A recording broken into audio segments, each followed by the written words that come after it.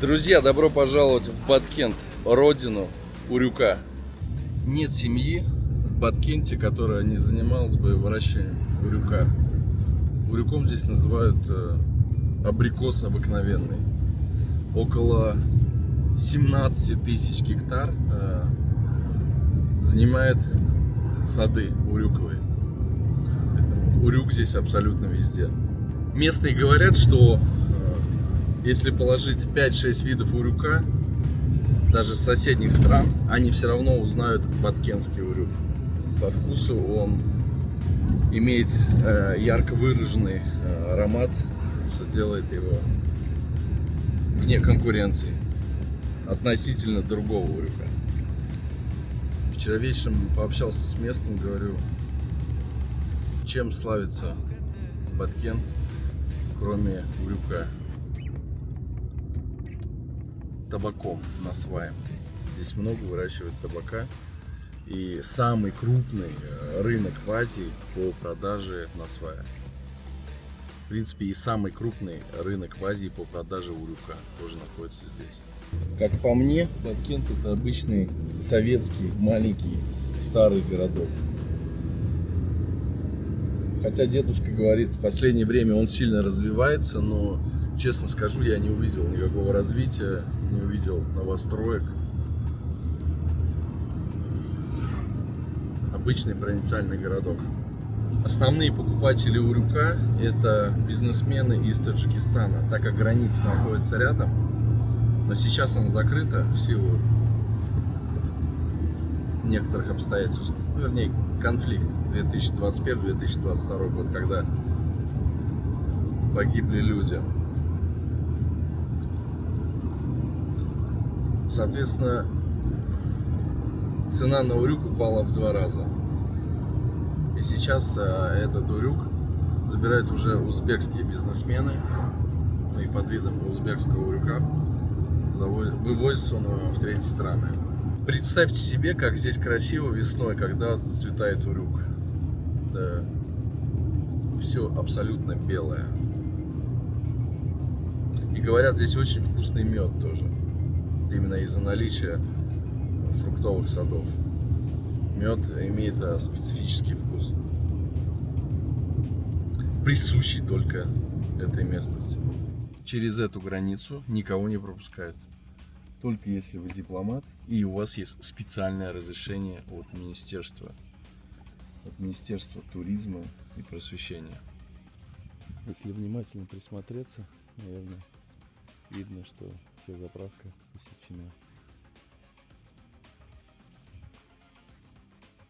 посечена пулевыми отверстиями.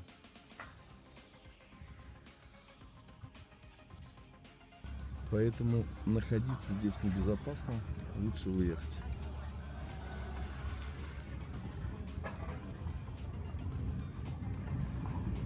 Дабы не провоцировать никого.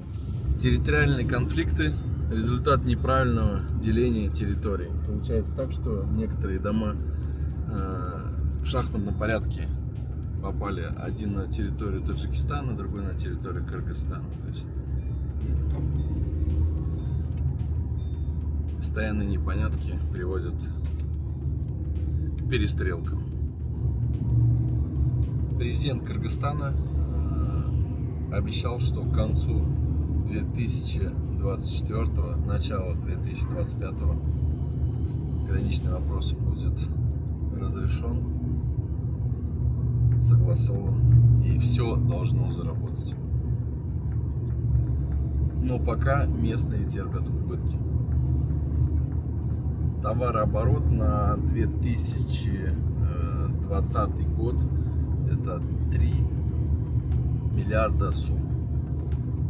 Небольшая остановка. Забирает, они сдает Таджикистану. Таджики потом на Россию отправляют. Вот про что я ему говорил. Получается, сейчас бизнес перешел на узбекскую сторону. Они покупают, отдают таджикам и поехал в Россию. Да, они сами вместе оттуда не покупают, они узбеки приедут на Киргизы. Киргизы подешевле покупают, по дороге им продают, они отвезут в Москву и Перепродают. да. Основное здесь дешевле у нас. Сколько в сезон стоит урюк, самый дешевый? Сушеный. Сушеный 100 рублей стоит. Самый хороший абрикос, большой я продал по 100 рублей. По-нашему. Это уже готовый. Готовый. Они покупают от нас 100 рублей. Узбеки продают таджикам 150 рублей. А таджики Москва отвезет за 200 рублей российскому 200 продают. таких цен там нет. Да. Есть только оптовые. Если постоянно покупаешь, я здесь подешевле тебе собираю. Выше. Очень вкусный. Он как будто шоколадная конфета. А сколько вообще можете собрать урюка? Вот готовый уже. Готовы могу. 10 тонн. У вас столько есть объем? Да. 10 тонн это уже сухой Сухой, да. Если летний, который сразу успели из Москвы приезжать, они фура. Их тоже можно собирать. свежий? Да, свежий. Его тоже подешевле. Они нас многие посредники стоят сразу. А свежий сколько стоит урюк? Свежий. Вот если отсюда приезжать забирать. Фурай, да? Да. Ey, mayısga qanchadan oldi deb o'rikdi, oq o'rikdi? Oq o'rikni qanchadan oldi? Bir yil. 30 сом. 30 рублей. Да. Сом. Ну, это он равен рублю плюс-минус. Да. 30 рублей килограмм с поля. Лучшие сорта. Дедушка дал килограмм и уже в конце даже прощаясь, вы никому не езжайте, только вот у меня другие перекупы, перепродавать будут. То есть люди нуждаются в том, чтобы их товар уходил.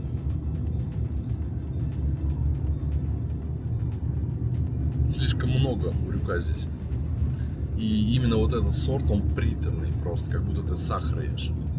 Это не тот абрикос, который у нас в России крупный, водянистый, там практически сахара нету. Здесь вот он как будто пропитан в сиропе. Сетевых магазинов вообще здесь не видел. Одни маленькие магазинчики встречаются. Зашли в кафе. Небольшой перекус. Везде надписи. Вот такие вот. Алкоголь запрещен. Будем пробовать лагман. Я слышу, как в котле что-то в раскаленном жарится. Несмотря на то, что солнце, на улице все равно холодно, ноги подмерзают. Самса душистая, самса пушистая.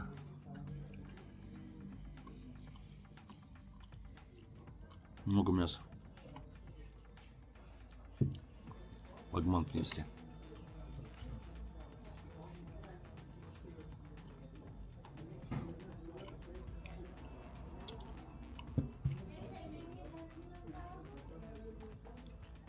Просто мощно.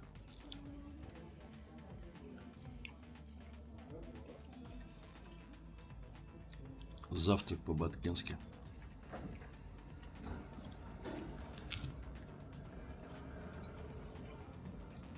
Лагман.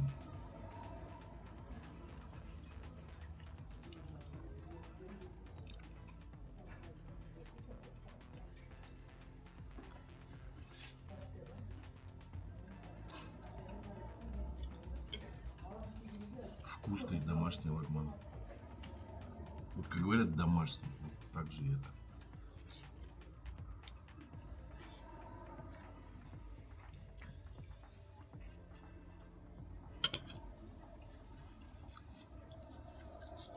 Я заметил, что в Кыргызстане любят лагман. Не знаю почему. Это одно из любимых блюд здесь. Сейчас зашел на местный рынок, купил урюк, сорт, я забыл, как он называется, но они его называют местный сникерс. Это мелкая ягода, сильно высушенная, желтая, ярко-желтый цвет и очень-очень сладкая. Никакой шоколад, никакие конфеты не нужны. Просто нужно стаканчик зеленого чая, чтобы наслаждаться. Как есть правильно урюк? Советуют местные. Наливаешь чайник зеленого чая, тарелку урюка. Урюк просто споласкиваешь в теплой воде и все. Не надо его замачивать, ничего делать. Достаточно той воды, которую он получит при полоскании. Выезжаем из Баткенда и направляемся в сторону Ош. Если вы любитель гор, то вам, друзья, Кыргызстан. Их здесь очень много. Местные сотрудники ДПС, конечно, очень изобретательны. Благо его форма выдала его издалека, что в желтом, а на гражданской стоит и останавливает машину. Поэтому при поездках по Кыргызстану надо быть внимательным. Сады постепенно исчезли и появилась безжизненная равнина. Сейчас был очень необычный пост ДПС. Это стол и стул, за которым сидит сотрудник, чтобы вы понимали, здесь практически пустыня. Снимать не стал. Знака стоп нету, поэтому промчался мимо. Просто им сказали, вот вам нужно здесь сидеть. Интересно, в 40-градусную жару этот пост стоит тоже здесь? Для Киргизии и вообще для страны увидеть такое — это норма. Трасса, асфальт, сушится рис.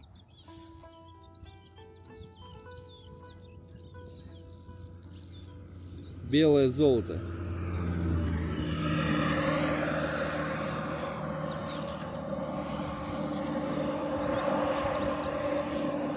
Непонятный механизм.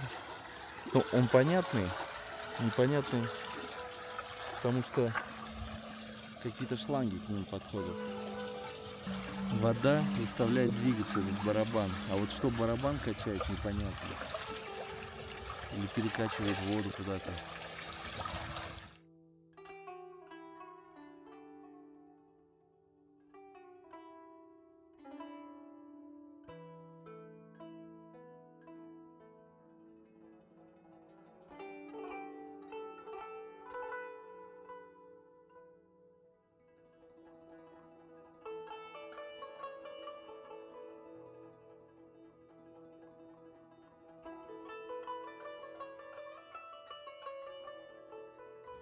Красивые, однако, места.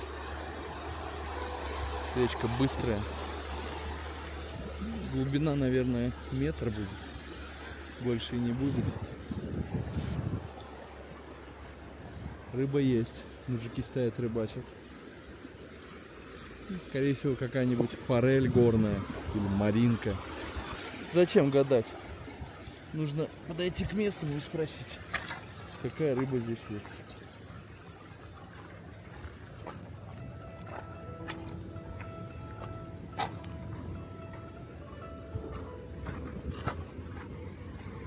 Но это, наверное, что-то мелкое, шустрое, жилистое.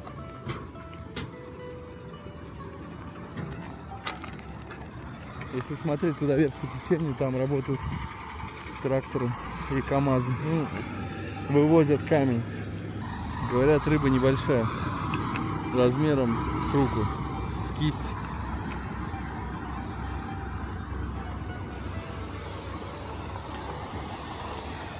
А вот мы сейчас и посмотрим. В пакете есть. Это маринка.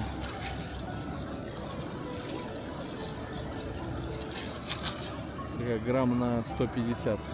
Говорят, если в Киргизии кинуть камень в речку, это на удачу. заложим фундамент для будущей удачи.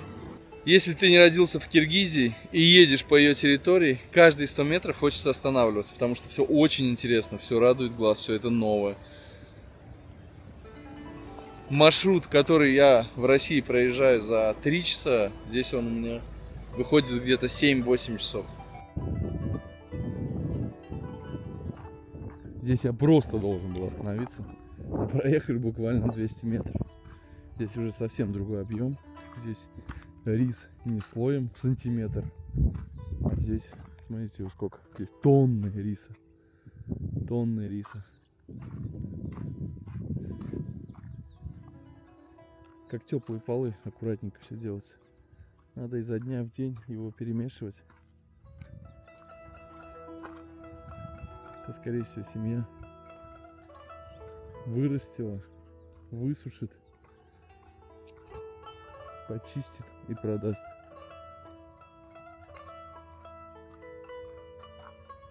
Здесь объем, реальный объем. Трудяги. Здесь много риса, потому что вся деревня сушит на этой дороге. То есть, вот получается вот отсюда и до, я не знаю сколько тут еще, вот до той большой кучки, здесь 3 тонны риса. Только здесь вот. И если туда вдаль на горизонт посмотреть, там еще вся дорога в рисе. 10 километров риса. 15.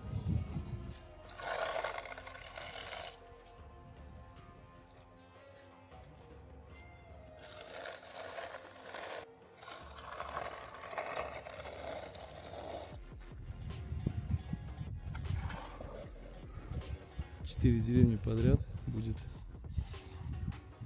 сопровождать нас рис. Сорт Девзира, белый. Основные покупатели это узбекские чайханы. Ну, это вся Ферганская долина. Там любят рис из Девзиры. Большая часть уходит туда. Рис от 100 до 250 рублей за килограмм. То есть в зависимости от сорта. Сорт колотый, не колотый, целый, не целый.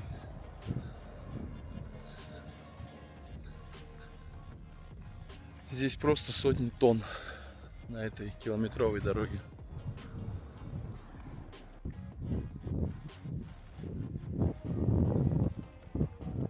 Сейчас идет сезон сбора и переработки риса. Ну, красных сортов рис нет здесь, только белого Девзира.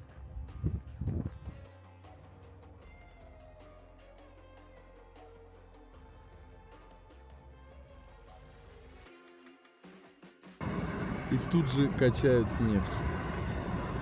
Рис и нефть, белое и черное золото.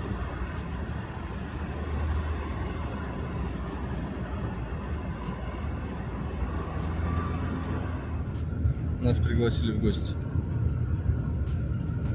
посмотреть на рис.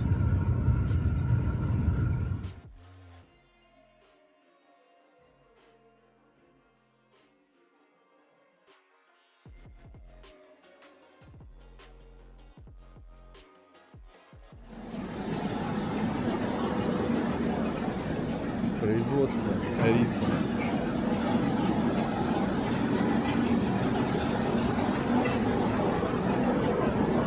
Да, это хороший сорт риса, я точно знаю. Он еще теплый. Салам алейкум.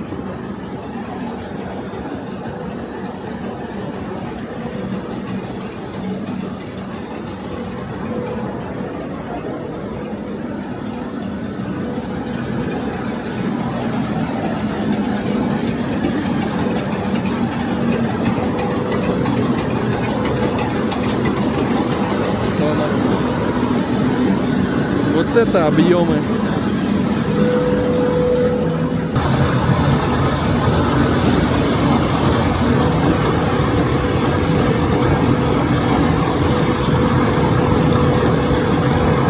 Очень красивый рис.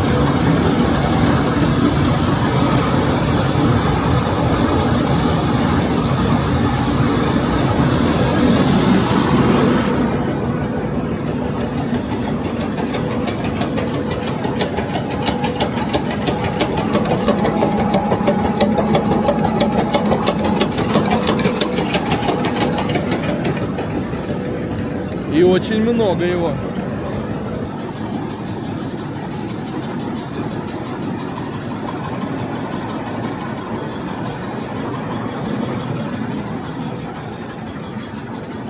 Основные покупатели этого риса кто? Основной покупатель из Узбекистана. Они в основном берут. Да, основной. А куда еще этот рис уходит? Таджикистан, Казахстан или больше всего Узбекистан? Раньше в Таджикистане был, сейчас они не покупают, сколько сейчас в Узбекистане. Ну, Кыргызстан тоже покупает, Бишкек. Это Россия тоже отправляет, Россия тоже покупает. как сорт правильно называется? Здесь сорт Гайдары, Доузера называется, Лазер. Много, 3 сорта имеется. А самый дорогой? Джайдари называется, Доузера. Это одинаковые имена. Белые Доузера. Да, белые Доузера. Кому-то нужно, вот, доставка до Москвы есть.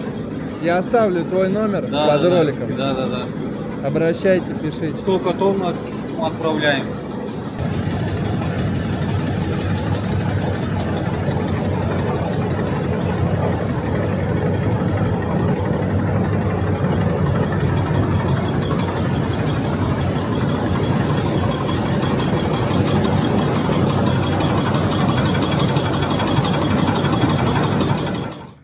Килограмм 5 риса подарили. На ровном месте.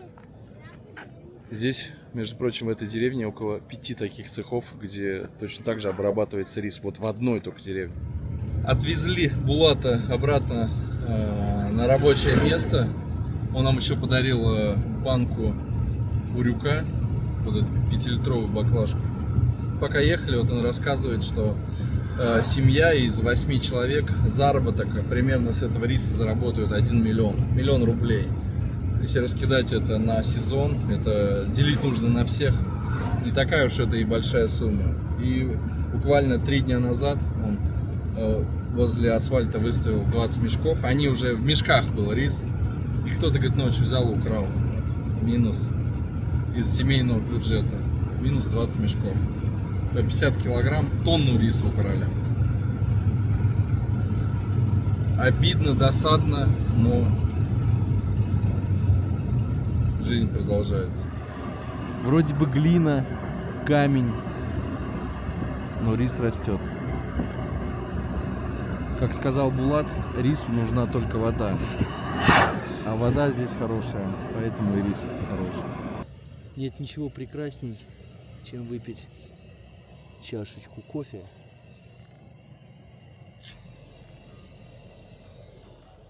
В киргизских степях.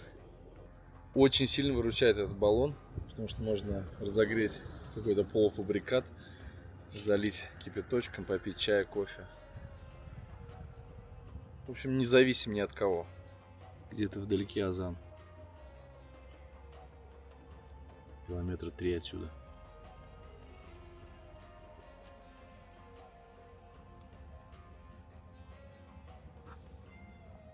Здесь какие-то осы летают и мухи.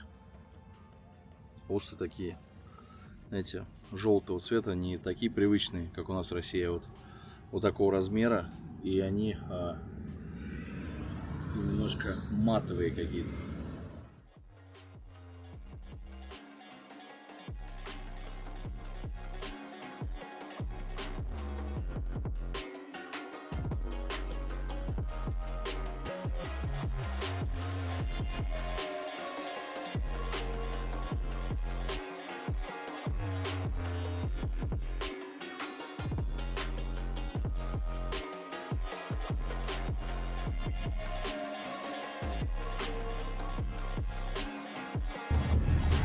Не Кыргызстан, а просто кладовая. Здесь есть все. Райское место на земле. Остановка возле хурмы. И хурмы здесь очень и очень много. Разные сорта. Видите, какая-то уже поспевает, какая-то еще желтая. Надо аккуратно сложить. Ну, скорее всего, это все складывается прямо на поле. И вот таких вот мы точек сейчас проехали ну, наверное, штук 20. И все они продают хурму. Ну вот самая крупная хурма это вот она. Вся вот эта хурма по 20 рублей килограмм. Это лимонные, шоколадные, там какие угодно. И самый дорогой сорт это вот по 30 рублей. А сорт называется свеча. Очень вкусная, жесткая, немножко шоколадная внутри. Жена попросила привезти 70 килограмм хурмы. Люблю, говорит, хурму. Здесь она прям на солнышке вообще. Красавица. Хурма номер 1. Цвет какой приятный, смотрите. Очень красивая. Короче, советуют приехать в июне сюда, в Кыргызстан. Здесь все поспевает. Тем более Баткенская область. Кадамжайский район. Хурма еще будет продаваться около 10 дней и все пойдет на Это спад. в нашем регионе. А дальше еще будет месяц. Ну, то есть по времени зависит, По где времени, да. от климата, Да, да, от где климата. теплее, там быстрее, где чуть похолоднее, Потому там. что теплее уже через 10 дней уже кончается. А в Ичкоргане уже только начался, они еще 10 дней дольше будет. Граница с Узбекистаном практически рядом. А когда-то все это было единое целое. Сейчас получается, кто-то раньше жил здесь, похоронили на кладбище на этой стороне. После разграничения кладбище осталось, получается, в Узбекистане. И такие случаи, к сожалению, есть. Уже после того, как купил хурму, задаюсь вопросом, для чего мне столько хурмы. Но ее цена настолько дешевая, наверное, это и сыграло. Хорошо, что она не по 10 рублей была. Пришлось бы все вещи выкинуть и засыпать полный багажник. Невозможно было проехать мимо хурмы. Но вот этот сорт называется, по-моему, лимонная. Лимонная. Еще какая-то.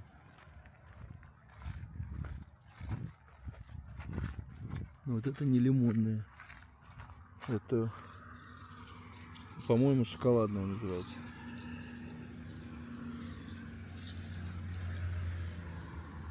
Очень много. Деревья хорошо плодоносят. Вот так, если посмотреть снизу, видно, что их много есть, деревьев. Получается, яблоки вперемешку растут с хурмой. Какая красивая. Она прям мягкая, вот уже на дерево поспела она. Я все-таки эту попробую сейчас. Вот этой хурме не нужен никакой мороз.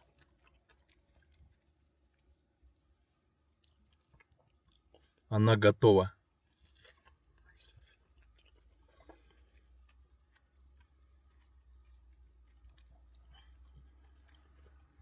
Очень вкусная. Мне кажется, это идеальный вариант, когда хурма поспевает прямо на дереве. Конечно, не ожидал я с дерева такое сорвать. Это что-то нечто. Вязкости практически нет. Чуть-чуть где-то что-то вдалеке, и то-то, где плодоножка. Очень вкусно, очень. Я представляю, если ее еще температуру опустить до 0 градусов, и она там, чтобы полежала 2 суток, можно плакать от счастья, поедая эту хурму. Ну, вообще, продавцы сказали, что хурму не рвут такую, какую я сейчас с дерева сорвал. Ее собирают так, чтобы она могла доспеть там, в течение 2-3 недель. Поэтому все рассчитано. Многолетний опыт. Уже голова кругом идет от всего то, что видишь. От объемов. Непривычно это для меня.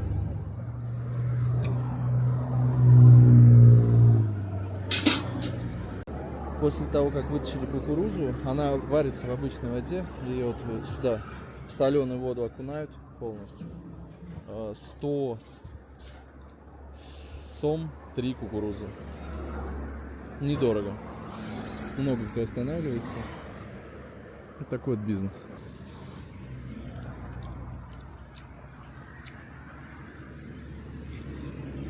Просто офигенская кукуруза.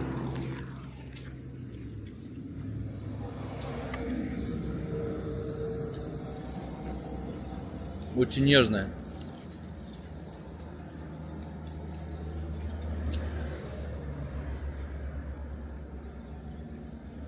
Какие-то специальные сорта, наверное.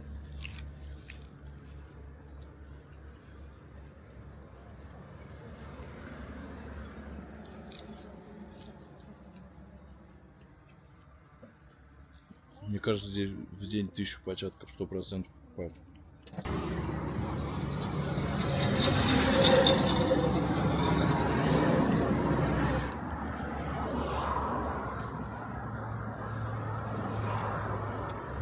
Где бы вы ни ехали по Кыргызстану, если это кишлаки, какие-то села, вы всегда увидите название улицы.